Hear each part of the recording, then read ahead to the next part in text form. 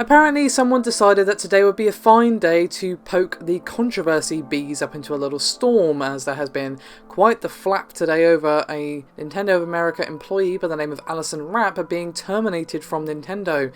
Now, she actually confirmed this herself on Twitter and seemed to imply that it was due to the fact that she was unfortunately the victim of online harassment. And she said, quote, "As many of you know, the last couple of months have been quite a whirlwind of controversy and Gamergate harassment.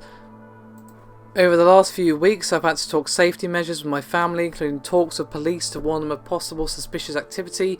Throughout this, Gigi has been digging up all kinds of things about my personal life and contacting Nintendo about them.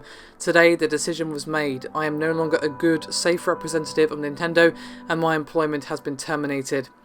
Now, however, there was a statement made by Nintendo to Polygon and basically said that her dismissal was actually due to a violation of company policy.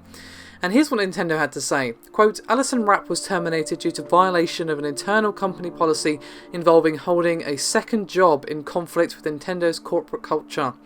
Though Miss Rapp's termination follows her being the subject of criticism from certain groups via social media several weeks ago, the two are absolutely not related. Nintendo is a company committed to fostering inclusion and diversity in both our company and the broader video game industry, and we firmly reject the harassment of individuals based on gender, race or personal beliefs. We wish Miss Rapp well in her future endeavours." However, it doesn't stop there, as basically there was further tweets from her, and I'll include the link to her Twitter below if you want to read them yourself. And she basically expanded on the circumstances of her dismissal, and according to these series of tweets, and of course these are her statements, her termination came after returning from a recent vacation and Nintendo basically reviewing her social media. And she said, quotes, "When I got back from vacation, Nintendo stripped me of my spokesperson status and did a lateral move, so I wouldn't lead games as a product manager anymore. This was because the GG mess meant they looked at my tweets and decided I wasn't a good representative of the company." Now, she also went on to say that she took a second job moonlighting under a different name in order to pay off her student loans, and basically, apparently, someone decided to dig up that information and inform Nintendo. And she said, quote, "It was moonlighting Nintendo didn't like, despite the fact that it was anonymous. Here's the thing. Do you honestly think that without Gigi's attacks, the lateral move and the obsessive privacy digging would have happened? Do you think that if the industry wasn't afraid of women, sex positivity, etc., that the anonymous moonlighting I did would have been a problem? The amount of obsession it must take to dig up old tweets, find addresses, link me to non-things not game-related is not normal for a professional industry." Now, here's the thing, there is another tweet from her which basically reads that moonlighting is actually accepted at Nintendo, it's policy. So it wasn't just the fact that she had a second job, because that's fine. It was more what Nintendo said, that she had a second job that conflicted with their values.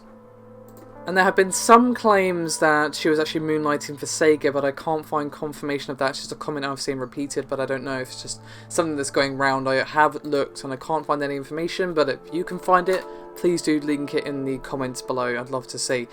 But one thing that I have found, or someone else linked should I say, is a screen grab of some old tweets of hers that are from November. And some are theorising that these probably had something to do with her termination. As of course, Nintendo are a company that prides themselves on being family friendly. That is an image they hold on to very dearly. And I'll include the screen cap in the video right about now. But they reads, quote, "While I actually research argue in favour of less strict laws, RE child sexual agency depictions of sexualised minors. Case in point, in my academia days I argued for laxer porn laws, lowering the age of consent and being nicer to bronies." So while the harassment she was receiving undoubtedly dug up these things, she's probably right there, of course. I don't know, I wasn't there, I've only just hearing about her, I wasn't familiar with her as a spokesperson, to be honest, so I can't comment in that regard.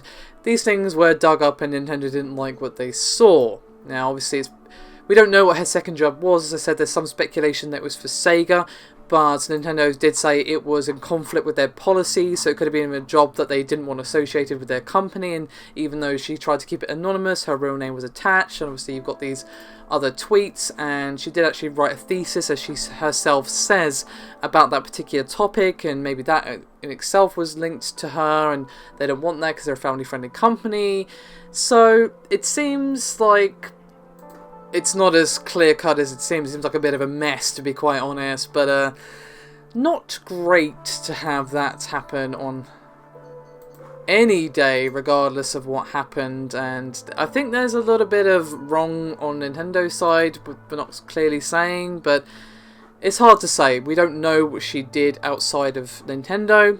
Obviously, we know she wrote some things that Nintendo probably wouldn't agree with, and that might have been a contributor, but that's not what they said. They said it was to do with a second job that conflicts with their interests, or their corporate culture, to be more quoteful, shall we say. So yeah, a bit of a mess. I don't know who's more in the wrong here, to be quite honest. I wasn't there, it's always hard to know. Each one's going to tell their story, and you just kind of have to make your decision for yourself. I have presented you with all the information I personally have found, but if you find anything else, do put it in the comments below.